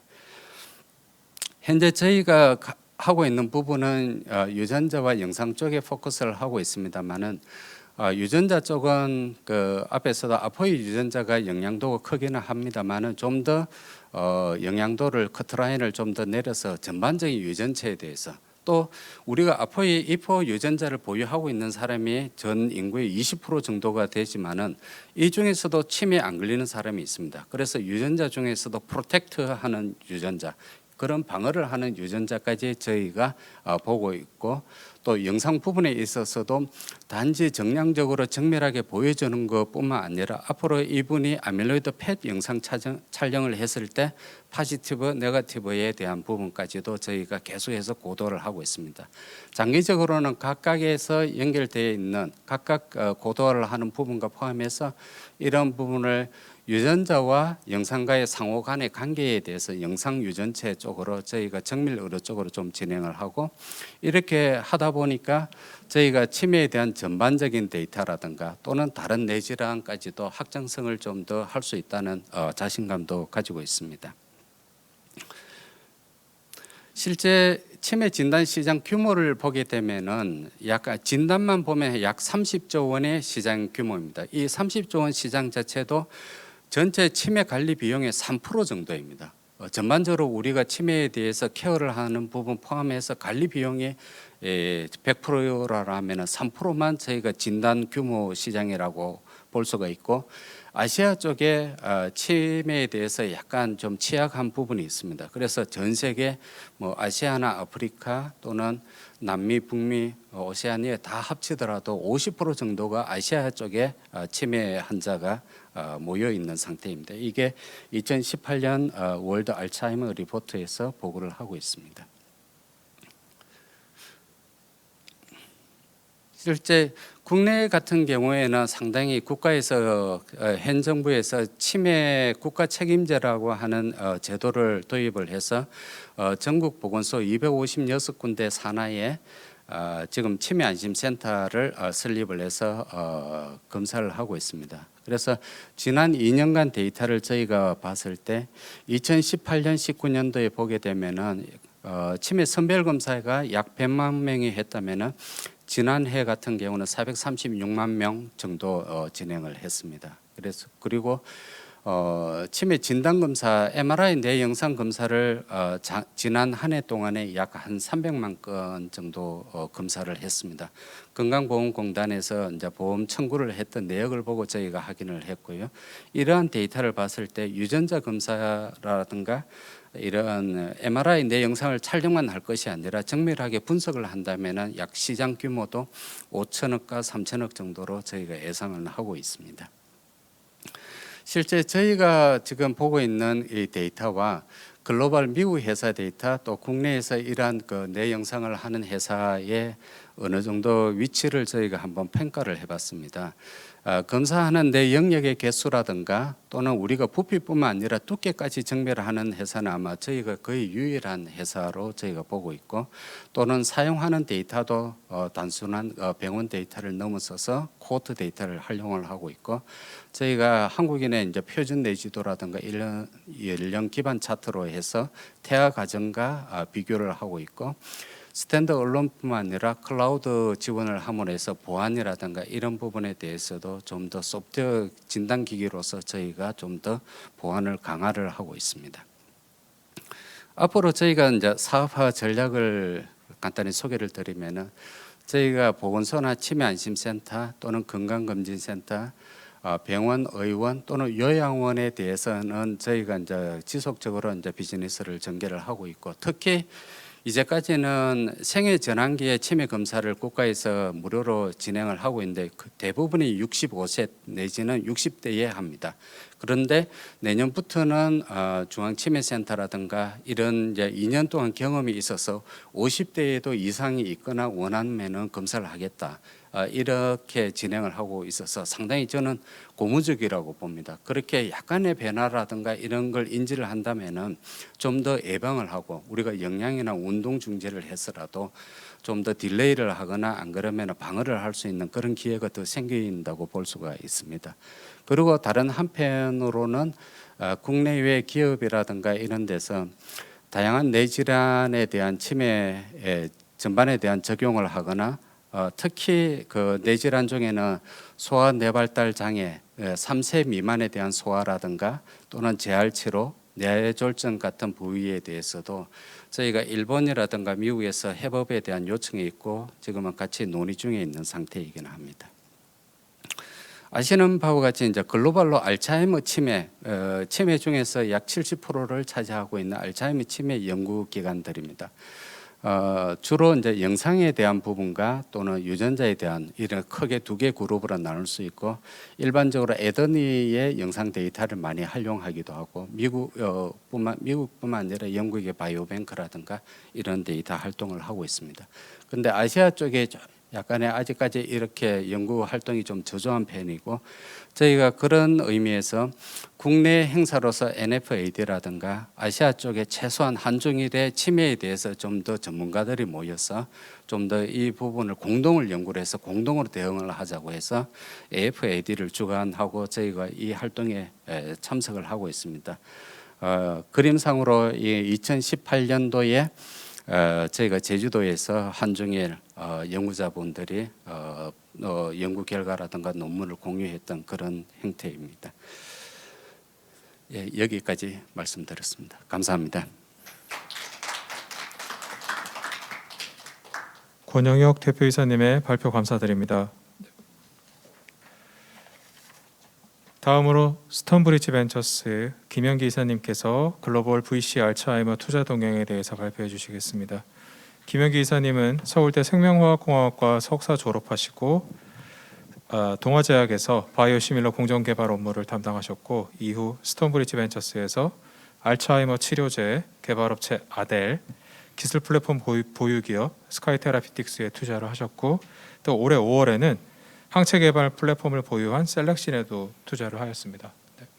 네, 안녕하십니까. 스톤브리지 벤처스 김현기입니다. 오늘 이렇게 좋은 자리에 초대해 주시고 이렇게 발표할 수 있는 기회를 주신 바이오협회 관계자 모든 분들께 진심으로 감사드립니다.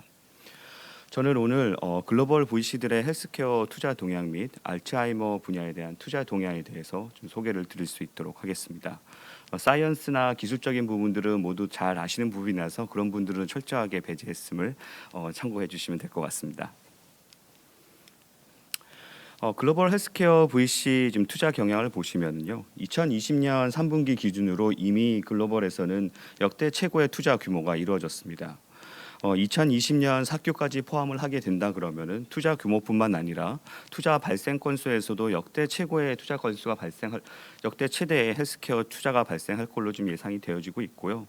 이는 2020년 어떤 코로나 팬데믹 상황에도 불구하고 글로벌 헬스케어에 그 관심이 매우 뜨겁다는 것을 역시 볼 수가 있습니다. 그럼 이러한 글로벌 VC들이 헬스케어 어느 스테이지 단계에서 투자들을 많이 하는가 살펴보면요, 2019년도에는 시리즈 A와 시리즈 B 단계의 투자가 많이 이루어졌고요. 그 2020년에도 보시면은 3분기 기준까지 했을 때 역시 시리즈 A와 시리즈 B 투자가 집중되었습니다. 그것은 대부분의 VC들이 초기 투자를 통한 하이 리스크 하이 리턴 전략에 따른 투자라고 보시면 될 것 같고요. 특히 최근에 이제 레이트 스테이지에 투자하던 VC들이 미국 헬스케어에서 기업들도 좀 밸류가 많이 높아지면서 아예 초기 단으로 투자를 좀 내려오는 경향이 좀 있습니다. 그러한 부분도 영향을 끼쳐서 시리즈 A와 시리즈 B 단계 투자도 좀 압도적으로 점점 늘고 있는 것이 아닐까 예상이 되어지고 있습니다. 그러면은 2019년과 2020년 3분기 기준으로 했을 때 글로벌 VC들이 어떤 대형 투자들을 했는가 탑 5를 좀 살펴보면요, 이 10개 회사들을 살펴보면 공통점이 크게 세 가지가 있습니다. 첫 번째는 독자적인 플랫폼을 좀 보유하고 있다는 점이고요. 두 번째는 사업적 성공을 경험을 해본 임원진이 있다는 거, 그리고 아니면 학문적으로 인지도가 매우 높은 그런 교수님들이 구성이 돼 있다는 점. 세 번째는 잘 구성된 창업 구조를 가지고 있다는 점입니다. 여기 뭐 바이오엔테크 같은 경우는 최근에 이제 코로나 바이러스로 이제 워낙 유명해진 회사긴 하지만은 기본적으로 이 회사는 그런 바이러스가 아니라 셀 테라피라든가 항체 플랫폼, 그리고 저분자 플랫폼, 다양한 플랫폼을 구축하고 있는 회사였고, 그 플랫폼들을 기반으로 해서 다양한 신약을 개발하고 있는 회사였습니다. 그리고 세 번째에 있는 누베이션 바이오라는 곳은 데이비드 헝이라는 분이 이제 설립하신 회사인데요. 이 데이비드 헝이라는 분은 2016년에 파이자에 15조 원 규모의 회사, 본인이 만든 회사를 매각한 CEO이자 파운더입니다. 그래서 이분이 다시 돌아와가지고 회사를 지금 새로 설립을 하게 됐고, 그런 어떤 창업자의 어떤 신뢰를 갖고 많은 VC들이 투자한 걸로 보여지고 있습니다. 그 네 번째에 있는 센츄리 테라퓨틱스라는 회사가 있는데요. 이 회사는 미국의 유명한 이제 헬스케어 VC 중에 한 곳인 벌센트 벤처스라는 곳에서 독일 제약사인 베어랑 손잡고 만들어진 기획 창업된 회사라고 보시면 될 것 같습니다. 이 회사 같은 경우에는 iPSC 셀 기반의 셀 치료제를 좀 플랫폼을 개발하고 있는 회사고요. 그리고 이제 다섯 번째 메이지 테라퓨틱스라는 회사도 미국의 유명한 이제 헬스케어 VC인 서드락이라는 회사가 기획 창업한 회사입니다. 그러니까 서드락의 VC의 멤버 중에 한 명이 CEO를 맡고, 그리고 본인들이 잘 아는 네트워크를 통해 가지고 유명한 교수님, 연구진들을 C레벨로 모셔오게 됩니다. 그리고 시리즈 A 투자할 때 아까 말씀드렸던 뭐 알렉산드리아든가 아치, 아니면 뭐 구글에서 만든 펀드인 GB, 이런 것들을 초대해 가지고 시리즈 A를 이제 구성을 성공적으로 유치하게 되는 것이죠. 그러면 2020년에 지금 보시면 눈에 딱 띄는 회사가 하는 군데가 있죠. 자그만치 시리즈 A에서 700밀리언을 받은 회사가 있습니다. 이 회사 같은 경우 뭔데 이렇게 많이 투자를 받았냐 보시면은, 이 회사 같은 경우에는 파운더들이 주노 테라퓨틱스를 만들었던 파운더들입니다. 그러니까 주노 테라퓨틱스를 만들었던 그 창업자들이 다시 회사를 만듦으로써 많은 VC들이 이 사람들은 분명히 뭔가를 해낼 거라는 믿음이 있기 때문에 좀 말도 안 되는 700밀리언의 투자, 시리즈 A 투자를 받을 수 있었던 거라고 보시면 될 것 같습니다. 그밖에 뭐 자탈파이라든가 그다음에 레큐전 파마스티컬 같은 회사들이 있는데요. 이 회사들은 인공지능 기반으로 해서 신약을 개발하는 회사들이었습니다. 그러니까 시리즈 A나 B 단계에서는 그렇게 많은 투자를 받지 못했지만은 이제 본인들 그 플랫폼이 점점 검증이 돼가면서 그거에 대한 기대감과 그거에 대한 신뢰로 시리즈 C라든가 D에서 많은 투자를 받았습니다. 그리고 이제 3번과 4번에 보시면은 뭐 마웰이라든가 에버레스트라는 회사가 있는데요. 최근에 글로벌 헬스케어 VC에서 중요한 한 축을 차지하고 있는 것이 이제 중국적 VC 투자돈입니다. 잘 아시다시피 최근에 미국과 이제 트럼프가 어떤 좀 분쟁 때문에 중국 자본이 좀 미국으로 들어가지 못하는 부분이 있었습니다. 그래서 미국에 들어가지 못했던 중국 자본들이 이제 중국에 있는 자국 내에 있는 바이오텍 회사들의 많은 투자가 이루어졌고, 그러면서 상당히 지금 거의 글로벌에서 탑 순위에 있는 많은 투자가 이루어지고 있습니다. 그러면 질환별 글로벌 VC 투자 동향을 좀 살펴보시면요, 2019년과 2020년까지 온콜로지 분야가 절대적으로 많이 투자가 되었습니다. 그리고 이제 그 이후로 이제 CNS, 이뮤놀로지, 인펙션 디지즈 순으로 현재 투자들이 이루어지고 있고요. 아무래도 이제 글로벌 VC에서는 좀 더 성공 가능성이 높은 좀 항암 분야에 좀 더 집중해서 투자를 하고 있는 것을 볼 수가 있습니다. 그럼 이거를 조금 더 세부적으로 좀 살펴보면은 온콜로지 대비했을 때 CNS 투자는 매년 지금 비슷한 수준으로 투자건들이 발생을 하고 있습니다. 하지만 그에 반해서 좀 알츠하이머와 관련된 투자들은 점차 좀 감소하는 경향을 좀 보입니다. 뭐 그러한 이유로는 뭐 알츠하이머가 원체 어려운 분야이기도 하고, 그리고 최근 몇 년 사이에 잘 아시는 알츠하이머와 관련된 임상들이 연속해서 실패하면서 글로벌 VC들 자체 내에서도 좀 보수적으로 투자를 하는 것이 아닐까 생각이 되어지고 있습니다. 다음은 2019년과 2020년에 걸쳐 이제 대표적인 이제 CNS 회사들을 좀 소개를 좀 드리겠습니다. 앞에서 말씀드렸던 이제 뭐 메이즈 테라퓨틱스라는 회사도 있고요. 그리고 아벨이라고 하는 스위스 회사도 있는데, 이 회사 같은 경우에는 국내에 이제 SK 바이오팜의 세노바메이트를 이제 유럽 판권을 사간 회사입니다. 그걸 가지고 이제 207 밀리언 이상의 투자를 받기도 하였고요. 다음은 이제 알츠하이머 쪽 보시면은 뭐 린드라 테라퓨틱스, 그 D&D 파마텍이 있는데, 여기서 이제 주목할 것은 이제 국내 D&D 파마텍이 있다는 것을 이제 좀 저희는 좀 자랑스럽게 생각할 수도 있는 분이라 생각합니다. D&D 파마텍은 잘 아시다시피 존스 홉킨스에 있는 이슬기 교수님께서 창업하신 회사고요. 회사는 현재 지금 파킨슨과 알츠하이머 디지즈로 현재 임상을 진행 중에 있습니다. 그래서 D&D 파마텍 같은 경우에는 국내 보통 투자 전략이 아닌 어떤 미국식 투자 전략에 따라서 투자를 많이 받았고요. 앞으로 이 회사가 어떻게 이제 성장하고 나아가는지는 많은 VC들이 관심을 갖고 지켜보고 있습니다. 다음은 이제 2020년 대표적인 회사들인데요. 역시 앞에서 말씀드렸던 레쿠지언 파마라는 회사와, 그리고 뭐 인코디드 테라퓨틱스, 아시아, 그리고 뭐 세라반스라는 회사들이 있는데, 어쨌든 2019년과 2020년 이 4개 회사들 역시 공통점은 모두 플랫폼을 가지고 있다는 점입니다. 그러니까 본인들이 회사들이 갖고 있는 플랫폼이 있고, 그 플랫폼을 통해 가지고 새로운 신약을 개발할 수 있다는 부분에서 많은 VC들이 관심을 받고 그거에 대한 신뢰를 갖고 있다고 보시면 될 것 같습니다. 그러면은 이제 질환별 VC들의 투자 기업 가치, 그러니까 즉 저희가 통상적으로 얘기하는 프리머니, 그러니까 프리밸류에이션이라고 얘기를 하는데요. 그 경향을 보시면은 미국 같은 경우는 최근에 매우 그 밸류에이션이 높아졌습니다. 이건 전반적으로 뭐 A, B, C, 프리 IPO까지 다 포함해서 한 밸류이기 때문에 전반적으로 다 높아지는 경향이 있고요. 그것을 시리즈 A로 나눠서 봤을 때는 시리즈 A로 나눠봤을 때는 투자 규모가 15밀리언 이상이냐 이하에 따라서 조금 경향이 달라지는 경향을 볼 수가 있습니다. 즉 15밀리언 이하였을 때는 오히려 이제 저희 CNS 쪽이 오히려 더 많은 기업 가치를 받고 있는 반면에 15밀리언 이상 투자가 되는 건들에 대해서는 오히려 온콜로지가 더 높은 투자 가치를 받고 있습니다. 그 이유에 대해서는 그러니까 대형 규모의 투자가 발생을 하게 될 경우에는 그만큼 온콜로지가 좀 더 성공 가능성이 있다고 글로벌 VC들은 판단하고 있는 것 같고요. 그에 따른 이제 투자가 더 많이 들어가기 때문에 그만큼 기업 가치도 더 올라가는 것을 볼 수가 있습니다. 그리고 제가 계속 쭉 말씀드리는 그 플랫폼을 기반으로 하는 회사들 보면은 그 투자 규모와 상관없이 전반적으로 기업 가치는 여전히 높은 것을 볼 수가 있습니다. 그러면은 글로벌 알츠하이머 타깃별 개발 동향에 대해서 좀 더 살펴보면요. 지금 2020년 11월 기준으로 봤을 때 전임상 단계에 있는 아밀로이드 베타를 타겟한 약물이 절대적으로 많습니다. 하지만 디스커버리 단계에 들어가게 되면은 아쉽게도 아밀로이드 베타는 크게 감소돼 있고 타우가 많이 증가되었는데요. 이것은 아무래도 최근에 이제 발생한 뭐 여러 가지 임상 결과들에 따라서 이러한 트렌드가 보여진 것이라고 보여지고 있고요. 앞으로는 향후 3년 안에는 타우를 타겟한 신약 물질들이 전임상과 임상 1상에 많이 올라오지 않을까 생각이 되어지고 있습니다. 다음은 이제 글로벌 3Q 내에서 발생했던 이제 VC 투자 알츠하이머 타겟들을 좀 살펴보면은 앞에서와 비슷하게 아밀로이드 베타와 타우를 타겟하는 회사들 투자 경향은 좀 급격히 감소하는 것을 볼 수가 있습니다.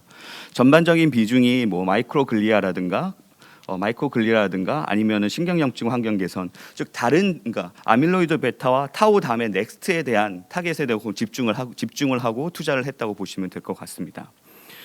2020년 4Q에 지금 현재 글로벌리 확인된 거 뉴스로 확인된 거는 15개 CNS 회사가 투자가 됐고요. 그 중에서 알츠하이머 치료하는 회사는 4개 정도가 됩니다. 그 중에서 유일하게 한 곳이 타우를 타겟하는 한 곳이고요. 나머지 3곳은 마이크로글리아를 타겟하는 신약을 개발하고 있는 회사입니다. 좀 그만큼 이제 글로벌 VC들의 투자 트렌드가 이제 아밀로이드 그리고 이제 타우, 그다음은 다음 넥스트에 대한 타겟에 대한 관심을 많이 받고 있다라고 생각해 주시면 될 것 같고요. 하지만 이제 임상 진행 중인 타우 타깃한 신약 물질이 혹시라도 이제 긍정적인 임상 결과를 보이고 한다 그러면은 그 패턴은 다시 뭐 크게 달라질 수 있다고 생각이 되어집니다. 좀 국내 그러면은 바이오 헬스케어 VC 투자 동향을 좀 살펴보겠습니다. 국내는 현재 1월부터 9월까지 경향을 봤을 때 역시 코로나 때문에 상반기에는 많은 투자가 좀 이루어지지 못했고요. 아무래도 좀 보수적으로 좀 접근을 하다 보니까 투자 수가 절대적으로 줄었고 금액 자체도. 하지만 다행히 여름 이후로 좀 증가를 하면서 현재 지금 2020년 3Q까지 뭐 바이오 스펙테이터와 뭐 한국 벤처 캐피탈협회에서 발표한 자료에 따르면은 7천억에서 한 8천억 사이 상장사를 제외한 건입니다. 그 정도 투자가 이루어졌다고 생각을 지금 발표가 되었습니다. 제 생각에는 여기서 30에서 50%는 숨어 있는 투자가 있다고 생각되어집니다. 왜냐하면 저 같은 경우도 저희가 투자한 회사에 10곳이 있다 그러면은 유스 릴리즈 하는 회사는 한 6곳에서 7 정도밖에 안 되고 그러니까 유스 릴리즈 안 하고 발표하는 회사들도 상당히 있기 때문에 이보다 더 많은 최소한 제가 봤을 때는 1조 원 이상 이미 투자가 되지 않았을까라고 생각이 되어집니다. 그러면 CNS VC 투자 경향을 좀 살펴보시면은 2월부터 해가지고 현재까지 그래도 꾸준하게 주요 CNS 투자들은 꾸준하게 이루어졌습니다. 뭐 여러분께서 많이 아시는 회사들도 있으실 거고요. 많이 아시는 회사들도 있으실 거예요. 그 중에서 이제 저희가 투자했던 스톤브리지가 투자했던 아델을 잠깐 소개를 드리면은 아델은 아산병원에 있는 윤승용 교수님께서 설립하신 회사고요. 회사는 지금 타우를 타겟한 항체 치료제를 신약을 개발하고 있는 회사입니다. 뭐 기존에 지금 개발하고 다른 경쟁사들이 개발하고 있는 타겟과는 좀 다르게 타우를 타겟해서 지금 치료제를 개발하고 있고요. 그 타우 타겟을 타겟하는 그 MOA라든가 그리고 그 타깃을 발굴하는 과정의 그 어떤 연구 결과들에 높은 신뢰를 갖고 저희 같은 경우에는 스테이지 A와 B에 이어서 연속해서 투자를 하였습니다. 그래서 앞으로 저희 아델이 어떻게 성장하는지 좀 유심히 봐주시면 좋을 것 같습니다.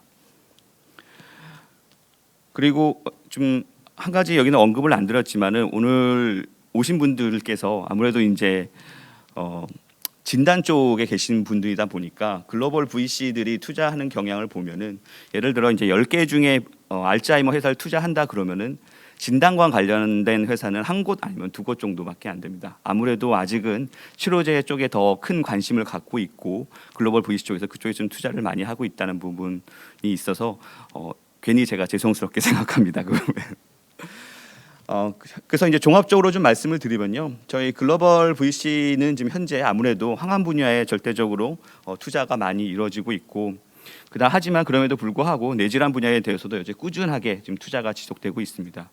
하지만 아쉽게도 알츠하이머와 관련된 투자에서는 점차 좀 감소하는 경향이 좀 있어서 좀 아쉬운 부분이 있지만은. 하지만 알츠하이머에 대한 신약이 무언가 지금 현재 FDA에 좀 허가가 들어간 뭐 아두카누밥이 승인돼서 좋은 매출을 이끌어낼 수 있다 그러면은 알츠하이머에 대한 투자는 다시 증가할 수 있을 걸로 기대가 됩니다.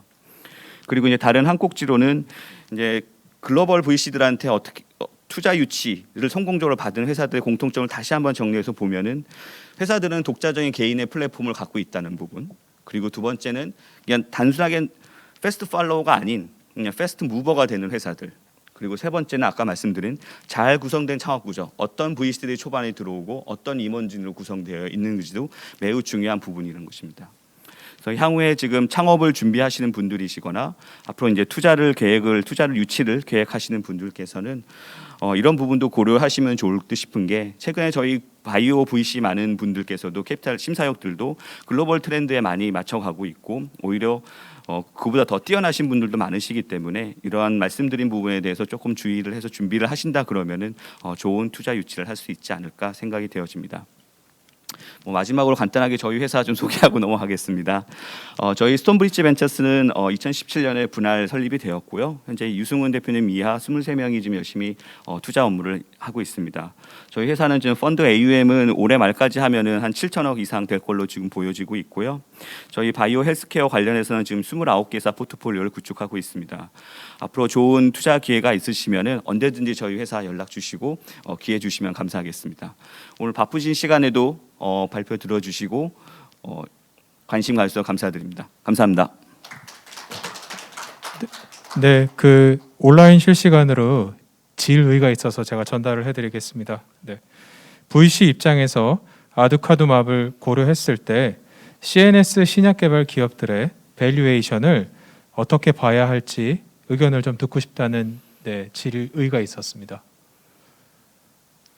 뭐 아두카누밥이 어떻게 될까에 대해서는 제가 함부로 말씀드리기는 좀 어려운 부분이 있고요. 이제 기업 가치에 대해서는 이게 정답은 없습니다. 너무 잘 아시겠지만은 뭐 어느 스테이지 단계에 있기 때문에 어느 정도 밸류가 되어야 된다. 어느 스테이지 단계에 있기 때문에 있어야 된다. 그런 룰은 없는 거고요. 정확하게. 단지 이제 저희가 중요하게 생각하는 거는 저 같은 경우는 어떤 플랫폼을 갖고 있고 그 플랫폼이 정말 예를 들어서 저희 첫 번째 파이프라인이 실패를 하더라도 다음 후속 파이프라인을 다시 만들어낼 수 있는 독자적인 플랫폼이 있느냐를 좀 중요하게 생각합니다. 그런 부분에 따라서 충분히 기업 가치는 다시 얘기가 가능한 부분이라 생각을 하기 때문에 지금 현재 기업 가치가 높냐 안 높냐에 대해서는 제가 판단할 수 있는 부분은 좀 아닌 것 같습니다. 네, 답변 감사드립니다. 네. 이렇게 전문가 발표가 끝났습니다. 금일 참석해주신 다양한 이해 당사자, 치매 환자를 직접 치료하는 현장의 이야기를 들려주신 의료진, 그 다음에 조기 진단을 위해 원천 기술을 개발하고 계시는 대학 연구소 교수님, 그 다음에 AI를 활용한 치매 조기 진단 영상 분석 솔루션을 개발하고 계시는 기업 대표님, 그 다음에 치매 관련 기술에 투자를 적극적으로 하고 계시는 벤처캐피탈 전문가님, 이런 분들이 모여서 시작은 이제 각각이 하셨겠지만 향후 이러한 네트워킹을 통해서 협력을 강화할 수 있는 실질적인 방안이 도출되었으면 하는 바람입니다. 바쁘신 와중에도 참석해서 자리를 빛내주신 모든 분들께 감사의 말씀을 드립니다. 한국바이오협회 유튜브 TV 채널을 통해 시청해주신 분들께도 감사의 말씀 전해드립니다. 지금까지 진행을 맡은 한국바이오협회 신광민이었습니다. 감사합니다. 네.